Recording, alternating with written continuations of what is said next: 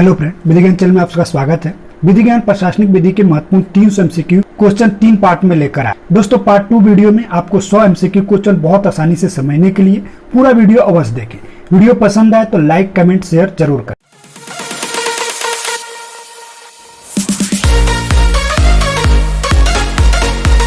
Video 2 का सबसे पहला सवाल नंबर 1, जहां प्रशासनिक अधिकारी द्वारा शक्तियों के प्रयोग में तथ्यों के बदले अपना विश्वास, प्रत्याशा या प्रकृति के अनुसार काम करने की इजाजत दी जाती है, उसे क्या कहते हैं? तो इसका सही उत्तर होगा ब, प्रशासनिक विवेक। अगला सवाल 102 नंबर, प्रशासनिक विवेक पर न्यायिक नियंत्रण का अध्ययन निम्न शीर्षकों के माध्यम से किया जा सकता है, यह कौन कौन से? तो इसका सही उत्तर होगा स, अ और ब दोनों के द्वारा।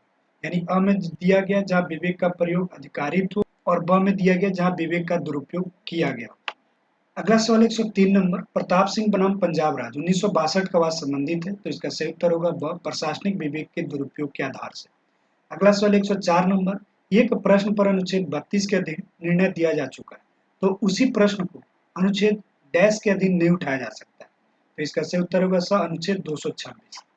अगला सवाल 105 नंबर, कानून सन्याल बनाम जिला मजिस्ट्रेट 1973 का वाद किस याचिका से संबंधित है? तो इसका सही उत्तर होगा स, बंदी प्रत्यक्षीकरण। अगला सवाल 106 नंबर, बंदी प्रत्यक्षीकरण रिट के लिए आवेदन कौन कर सकता है? तो इसका सही उत्तर होगा स, उपयुक्त दोनों।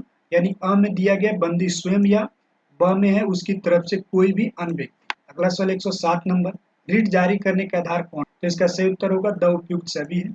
यानी अ में याची को बंदी अथवा अभिरक्षा में होना चाहिए।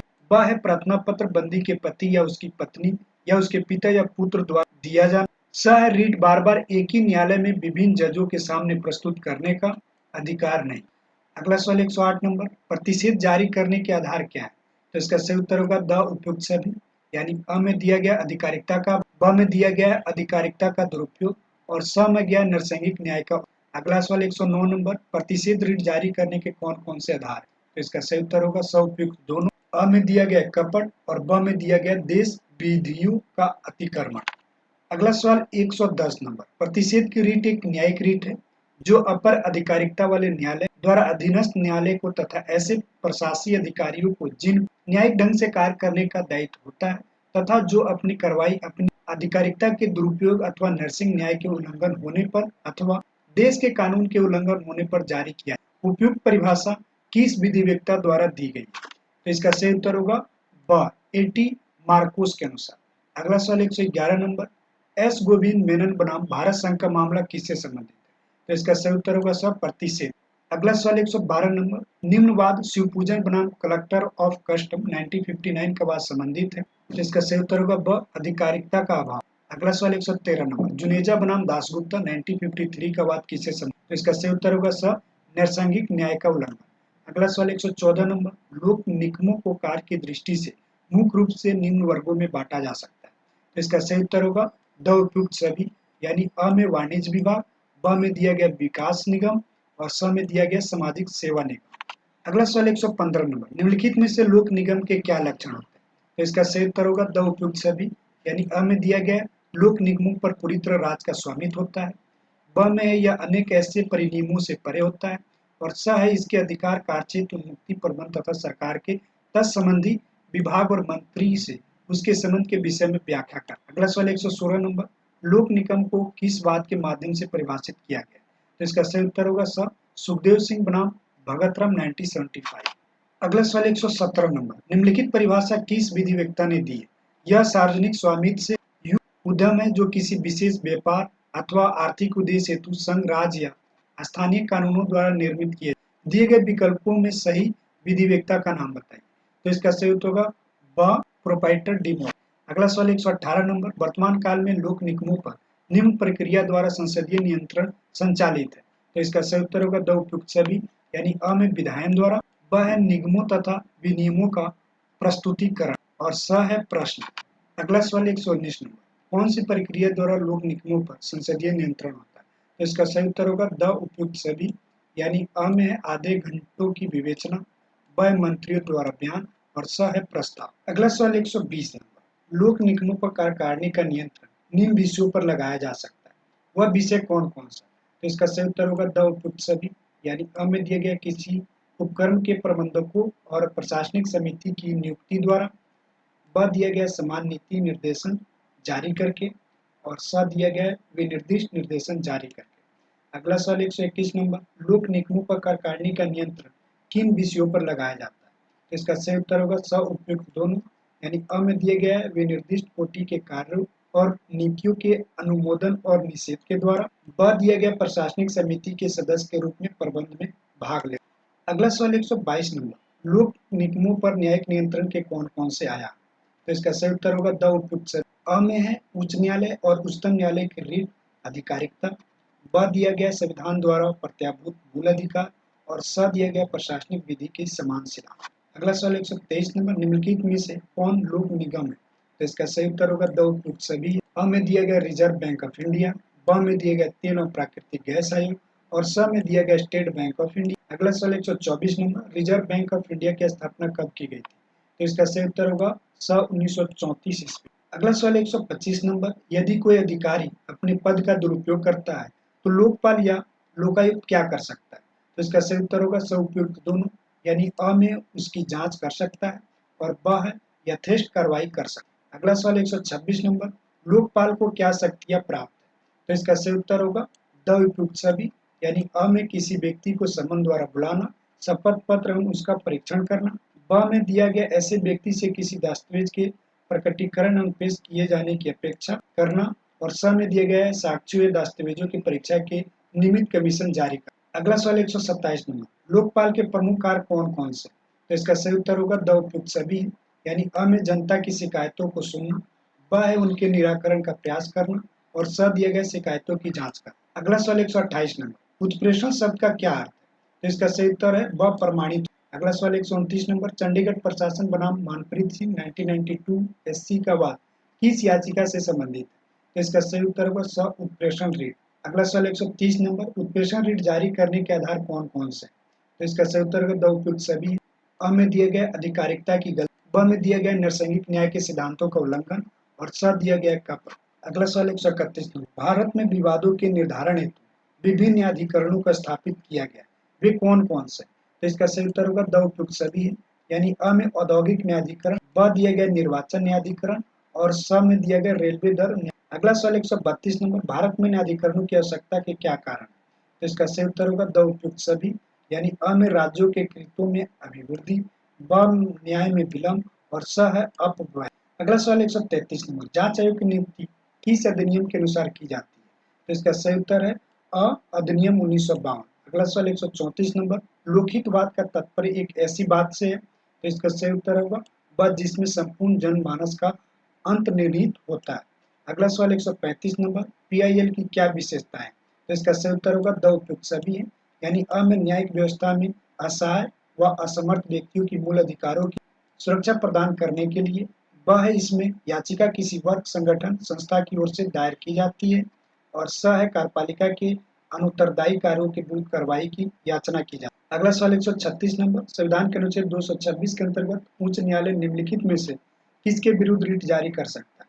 तो इसका सही उत्तर होगा द उपयुक्त सभी, यानी व्यक्ति के खिलाफ भी जारी कर सकता है, सरकार के खिलाफ भी जारी कर सकता है और पदाधिकारी के खिलाफ भी जारी कर सकता है। अगला सवाल 137 नंबर, निम्न में से कौन सी रिट उच्च न्यायालय द्वारा जारी की जा सके? तो इसका सही उत्तर होगा द उपयुक्त सभी, यानी अ में प्रतिषेध दिया गया, ब में परमादेश और स में उत्प्रेषण रिट, यानी हाई कोर्ट जो है ये 3 तरीके का रिट जारी कर सकता है। अगला सवाल 138 नंबर, अनुच्छेद 32 के तहत अनुतोष पाने का हक उसी को है जिसके। सही उत्तर है मूल अधिकारों का अतिक्रमण हुआ। अगला सवाल 139, किस मामले में अखिल भारतीय सेवा अधिनियम 1952 की धारा 3 की वैधता को, जो कि केंद्र सरकार को अखिल भारतीय सेवाओं की सेवा शर्तों का विनियमन करने के लिए प्राधिकृत करती थी, चुनौती दी गई? तो इसका सही उत्तर होगा सर डी एस गोवाल बनाम पंजाब राज्य 1959। अगला सवाल 140 नंबर, किस बात में यह स्पष्ट किया गया कि व्यवस्थापिका की नीति को प्रत्योजित करते समय निर्धारित कर देनी चाहिए?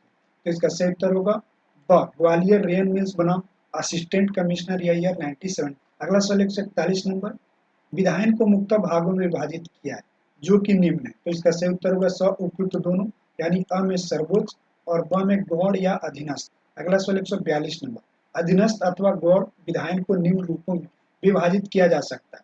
तो इसका सही उत्तर होगा द उपयुक्त सभी, यानी अ में औपनिवेशिक सिद्धांत, ब है विभागीय या कार्यपालिका विधान और स है न्यायिक। अगला सवाल 143 नंबर, दी दिल्ली लॉज एक्ट के मामले में निम्नलिखित सिद्धांत प्रतिपादित किए गए। तो इसका सही उत्तर होगा द उपयुक्त सभी, यानी अ में एक सीमा है जिसके बाहर नहीं जा सकता है और ब सीमा वह है कि आवश्यकता विधायी शक्ति प्रत्योजित नहीं की जा सकती। सब विधानमंडल आवश्यक विधायी कृत का परित्याग नहीं कर सकता। अगला सवाल 144, सशर्त विधायन पर प्रत्योजित विधायन में अंतर निम्नलिखित किस वाद में अवधारण किया गया। तो इसका सही उत्तर है अ हमदर्द दवाखाना बनाम भारत संघ 1960। अगला सवाल 145, नैसर्गिक न्याय के मुख्य सिद्धांत निम्नलिखित है, कौन सा विकल्प सही है। तो इसका सही उत्तर होगा स उपयुक्त दोनों है, यानी अ में कोई व्यक्ति अपने निजी मामले का स्वयं निर्णय नहीं करेगा और ब दिया गया कोई व्यक्ति बिना सुने दोषी नहीं ठहराया। अगला सवाल 146, किस वाद में कहा गया कि नैसर्गिक न्याय की हूबहू परिभाषा करना संभव। नैसर्गिक न्याय से ऐसी प्रक्रिया विपरीत है जो परिस्थिति के अनुसार एक विशिष्ट व्यक्ति को उचित लगे। तो इसका सही उत्तर है स रीज बनाम वर्ल्ड री। अगला सवाल 147, निम्न किस बात में कहा गया कि नैसर्गिक न्याय मानवतावादी सिद्धांत जिसका अभिप्राय विधि में निष्पक्षता निहित करना। तो इसका सही उत्तर होगा ब मेनका गांधी बनाम। अगला सवाल 148, सुनवाई के अवसर के संबंध में कौन सा तत्व अत्यंत आवश्यक। तो इसका सही उत्तर होगा स उपयुक्त दोनों, यानी अ में दिया गया यथेष्ट अवसर दिया जाना चाहिए और ब में दिया गया अवसर युक्त होना चाहिए। अगला सवाल 149, निम्नवाद में उच्चतम न्यायालय द्वारा अभिधारित किया गया कि जहां जटिल तथा तकनीकी मामले अंतर्ग्रस्त होते हैं वह मौखिक सुनवाई अपरिहार्य हो जाती है। तो इसका सही उत्तर है सर ट्राउन को रेंस बनाम भारत। अगला सवाल 150 नंबर, दूसरे पक्ष को भी सुनो सिद्धांत के निम्नलिखित अपवाद है। तो इसका सही उत्तर है द उपयुक्त सभी। तो इसका अ में दिया गया जहां प्राधिकारी का कार्य न्यायिक नहीं है, ब में दिया गया जहां शक्ति का प्रयोग अनुशांसिक है और स में दिया गया जहां संबंधित अभिकरण के काम प्रशासनिक महत्व अथवा विवेकित। अगला सवाल 151 नंबर, किस वाद में धारित किया गया नैसर्गिक न्याय के सिद्धांतों को वहां लागू नहीं किया जा सकता है जहां संवैधानिक प्रतिपदाएं उनको अनपेक्षित कर। तो इसका सही उत्तर होगा ब भारत संघ बनाम तुलसीराम पटेल। अगला सवाल 152 नंबर, निम्न वादों में से किस वाद में अवधारित हुआ कि कारणों की अपेक्षा नैसर्गिक न्याय के सिद्धांतों में भी विवक्षित हो सकती है।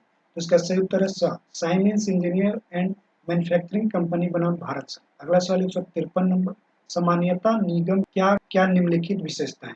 तो इसका सही उत्तर होगा द उपयुक्त सभी, यानी अ में पृथक व्यक्तिगत, ब वित्तीय विभिन्नता और स है स्वतंत्र प्रशासन। अगला सवाल 154 नंबर, लोक निगम को किस अनुच्छेद में अनपदाधिकारी माना गया। तो इसका सही उत्तर होगा स अनुच्छेद 12 में। अगला सवाल 155 नंबर, निगम को अपनी योजनाओं के संचालनार्थ पर्याप्त अधिकार प्राप्त है, उसे संपत्ति प्राप्त करने और खर्च करने का अधिकार दिया जाता है। इस नियम को सुचारू रूप से कार्य चलाने के लिए सरकार ने निम्नलिखित अधिकार के अंतर्गत शक्ति प्रदान की है, वह कौन सी है। तो इसका सही उत्तर होगा द उपयुक्त सभी। तो अ में दिए गए नहर अधिनियम 1864, ब में दिए गए भारतीय वन अधिनियम 1877 और स में दिए गए बंगाल सिंचाई अधिनियम 1876। अगला सवाल 156 नंबर, किस मामले पटना उच्च न्यायालय में कहा कि बैंक के कर्मचारी अनुच्छेद 226 के अंतर्गत संवैधानिक संरक्षण के अधिकारी नहीं है। तो इसका सही उत्तर होगा बालेश्वर बनाम एजेंट। अगला सवाल 157, यदि कोई बैंक राज्य सरकार के अंतर्गत एक व्यापारिक संस्था हो तो इस प्रकार के बैंक कर्मचारी संविधान के अनुच्छेद 311 के अंतर्गत उपचार प्रदान करने के अधिकार रखते। यह किस वाद में निर्धारित हुआ। तो इसका सही उत्तर होगा अ एस मोहन बनाम पेप्सू यूनियन। अगला सवाल 158 नंबर, लोकपाल विधेयक किस सन में लोकसभा में तत्कालीन प्रधानमंत्री अटल बिहारी वाजपेयी द्वारा प्रस्तुत किया। तो इसका सही उत्तर होगा अ 3/8/1998। अगला सवाल 159, किस धारा के अनुसार लोकपाल की कार्रवाई एवं विनिश्चय किसी न्यायालय में प्रश्नगत नहीं किए जाए। तो इसका सही उत्तर होगा ब धारा 26 के अनुसार। अगला सवाल 160 नंबर, प्रशासनिक अधिकरण अपने पूर्ववर्ती विचार का ना तो पुनर्लोकन कर सकता है और न ही उसे सही कर सकता है। यह किस मामले में अवधारित किया गया। तो इसका सही उत्तर होगा स अजित कुमार बनाम उड़ीसा। अगला सवाल 161 नंबर, निम्नलिखित में से किस वाद में अवधारित किया गया कि यदि प्रशासनिक अधिकरण के विनिश्चय में तथात्मकता लगती है तो इसके संबंध में आवेदन अधिकरण को किया जाना चाहिए। तो इसका सही उत्तर होगा अब भारत संघ बनाम चार्ल्स डे। अगला सवाल 162 नंबर, विधि के विरुद्ध कार्यों को रोकने या परिनियमित शक्तियों के बाहर कार्यों को रोकने के लिए जारी किया जिसे कहा जाता है। तो इसका सही उत्तर है व्यादेश। अगला सवाल 163, निम्नलिखित किस मामलों में याचिका पुलिस अभिरक्षा में पुलिस की यातना के कारण मर गया। रीट याचिका में उच्चतम न्यायालय ने 1,50,000 रुपया के विरुद्ध प्रतिकर प्रदान। तो इसका सही उत्तर होगा ब नीलावती बेरा बनाम उड़ीसा। अगला सवाल 164 नंबर, किस वाद में उच्चतम न्यायालय ने निर्देश दिया एक 6 वर्ष का बालक खुले सीवरेज टैंक में गिरकर रीट याचिका में उच्चतम न्यायालय ने 50,000 प्रतिकर के रूप में प्रतिकर प्रदान। इसका सही उत्तर है कुमारी बनाम तमिलनाडु राज्य। अगला सवाल 165 नंबर, संविधान में बंदी प्रत्यक्षीकरण लेख का अधिकार किस अनुच्छेद के अंतर्गत क्रमशः उच्चतम न्यायालय और उच्च न्यायालय को अपने अपने क्षेत्राधिकार के अंतर्गत प्रदान किया गया। तो इसका सही उत्तर है अनुच्छेद 32 और 200। अगला सवाल 166 नंबर, अभिन्नति निम्न प्रकार की। तो इसका सही उत्तर होगा द उपयुक्त सभी, यानी अ में दिया गया अर्थ संबंधी, ब में दिया गया व्यक्तिगत और स में दिया गया विषय वस्तु संबंधी। अगला सवाल 167, किस मामलों में उच्च न्यायालय ने अवलोकित किया कि नैसर्गिक न्याय के सिद्धांत अमनशील नहीं और वे विभिन्न परिस्थितियों में बदले भी जा सकते हैं। तो इसका सही उत्तर होगा स, हीरानाथ मिश्र बनाम प्रधानाचार्य राजेंद्र मेडिकल। अगला सवाल 168, उत्प्रेषण रीट का प्रयोग केवल नकारात्मक ही नहीं बल्कि सकारात्मक है, जिसमें किसी कार्य का खंडन किया जाता है, यह किस बात में कहा। तो इसका सही उत्तर होगा और गुजरात स्टील ट्यूब लिमिटेड बनाम मजदूर सभा 98। अगला सवाल 169, निम्न के मामलों में सर्वोच्च न्यायालय ने कहा कि भारत में प्रतिषेध लेख क्षेत्राधिकार के अभाव और उसकी अवहेलना दोनों ही स्थितियों में जारी किया जा सकता है। तो इसका सही उत्तर होगा ब, शिवपूजन बनाम कलेक्टर ऑफ। अगला सवाल 170 नंबर, किस लेख के लिए कोई भी व्यक्ति आवेदन कर, भले ही वह व्यक्तिगत रूप से पीड़ित न रहा अथवा मामले में हितवत न रहा। तो इसका सही उत्तर होगा ब, अधिकार अपेक्षा रेखा। अगला सवाल 171 नंबर, सत्ता निर्देशालय के प्रमुख कार्य निम्नलिखित। तो इसका सही उत्तर होगा द उपयुक्त सभी, यानी अ में भ्रष्टाचार के मामलों की सभी सूचनाओं से शासन को अवगत कराए। ब है जनसेवकों द्वारा किए गए भ्रष्टाचार की जानकारी कराना एवं सरकार को अवगत कराना। अगला सवाल स्व भ्रष्टाचार के मामलों में खुलकर कार्य करना। अगला सवाल 172 नंबर, यह कथन किसका है कि संवैधानिक विधि संरचना और विस्तृत विशिष्ट नियमों से समव्यवहार जो कृत का निर्गमन करते हैं, कृत के विवरण प्रशासनिक विधि पर निर्भर है। तो इसका सही उत्तर होगा द मेटलैंड। अगला सवाल 173 नंबर, किस अनुच्छेद में उच्च न्यायालय को अपने कार्यरत न्यायालयों पर प्रशासनिक नियंत्रण रखने का अधिकार प्रदान किया गया। तो इसका सही उत्तर होगा स, अनुच्छेद 206। अगला सवाल 174 नंबर, किस विधिवेत्ता ने अपनी पुस्तक न्यू डेस्टाटिज्म में शुष्क प्रशासन की व्याख्या की है। तो इसका सही उत्तर होगा स, हेपाटे ने। अगला सवाल 175 नंबर, शुष्क प्रशासन केवल कहाँ का प्रचलित है। तो इसका सही उत्तर होगा स, फ्रांस का। अगला सवाल 176 नंबर, प्रशासनिक विधि का प्रयोग कहाँ होता है। तो इसका सही उत्तर होगा द उपयुक्त तीनों जगह, यानी भारत में भी होता है, इंग्लैंड में भी होता है और अमेरिका में भी होता है। अगला सवाल 177 नंबर, किसके अनुसार विधानमंडल को सामान्यतः अपना मुख्य मियादी पालन स्वयं ही करना चाहिए, दूसरों के माध्यम से नहीं। तो इसका सही उत्तर होगा व श्री फजल अली के अनुसार। अगला सवाल 178 नंबर, किसने कहा कि शक्ति पृथक्करण के सिद्धांत के लिए इंग्लैंड में कोई आदर्श स्थान नहीं, प्रत्येक शक्ति ने अपनी स्वयं की प्रकृति को दूसरे के स्वरूप को यथावत रखते हुए स्वीकार किया। तो इसका सही उत्तर होगा प्रोप्राइटर उलमान। अगला सवाल 179, किस अनुच्छेद में यह बंधित है कि संघीय विवादों में कार्यकारिणी के अधिकार से अर्थात राष्ट्रपति तथा राज्य सरकारों के मामले में सरकार प्रसंविदा कर सकती। तो इसका सही उत्तर होगा स, अनुच्छेद 299 का 1। अगला सवाल 180 नंबर, किस वाद में अवधारणा किया गया कि किसी संविदा के अधिनियम उसके लागू करने के लिए की गई प्रक्रिया से उत्पन्न परिणामों से कोई भी छुटकारा दिखाई नहीं पड़ता। तो इसका सही उत्तर होगा वह बिहार राज्य बनाम सोनाबाई। अगला सवाल 181 नंबर, निम्न से किस मामले न्यायालय ने यह अवधारणा किया कि यदि कोई बाध्यकारी संविदा एक बार कर ली गई हो तो उस संविदा से कोई एक पक्षकार अपनी इच्छानुसार पीछे नहीं हट सकता। तो इसका सही उत्तर होगा स, असम राज्य बनाम किशन प्रताप सिंह। अगला सवाल 182 नंबर, किस चुक्ति के प्रबुद्ध समाजसेवियों व संगठनों को जनहित संसाधनों की रक्षार्थ वाद दायर करने का अधिकार प्रदान किया गया तथा लोक हितकारी वाद की व्यवस्था को स्वीकार कर ली। तो इसका सही उत्तर होगा वह जहाँ अधिकार वहाँ।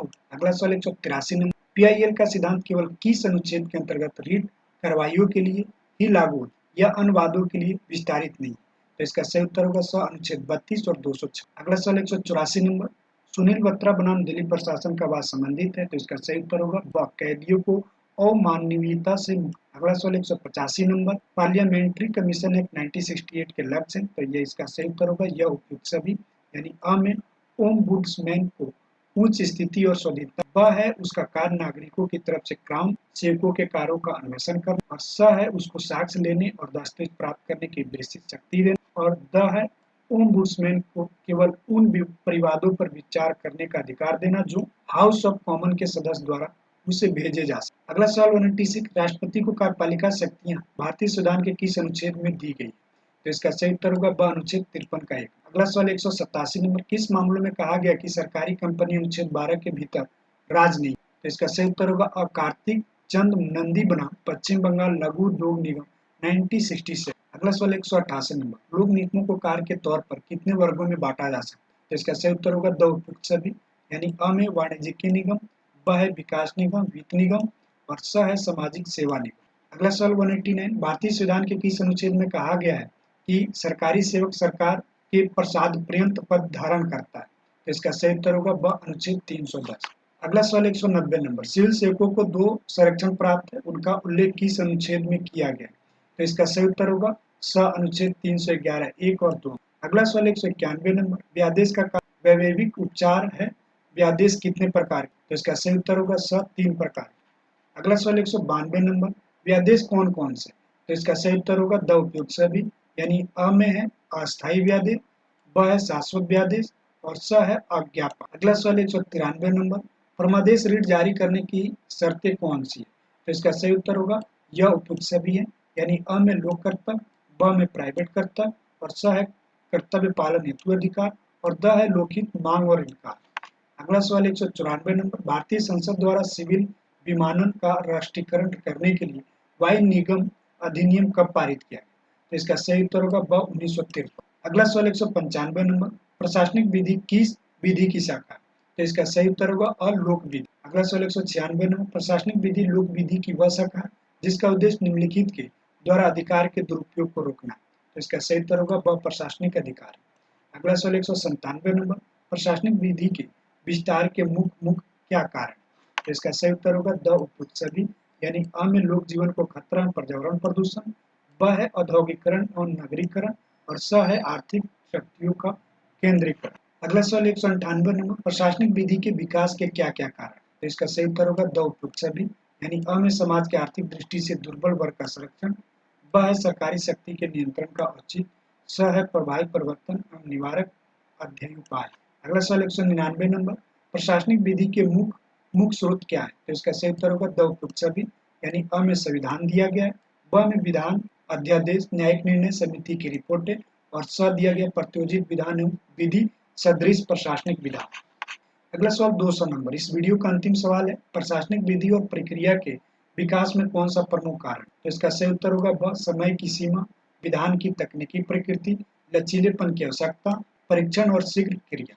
दोस्तों मुझे पूरा विश्वास है आपको प्रशासनिक विधि पार्ट 2 का वीडियो पसंद आया होगा। दोस्तों वीडियो पसंद आया तो लाइक करो, कमेंट करो और साथ में अपने दोस्तों को शेयर करो। दोस्तों प्रशासनिक विधि पार्ट 1 का वीडियो देखने के लिए आप डिस्क्रिप्शन बॉक्स में लिंक मिल जाएगा, आप पार्ट 1 का भी वीडियो जरूर देखें। अगले पार्ट के लिए विधि ज्ञान चैनल को सब्सक्राइब नहीं किया है तो दोस्तों विधि ज्ञान चैनल को सब्सक्राइब कर लीजिए, बहुत जल्द अगला पार्ट आने वाला है। दोस्तों आपको इस वीडियो सुनने के लिए बहुत बहुत धन्यवाद, थैंक यू।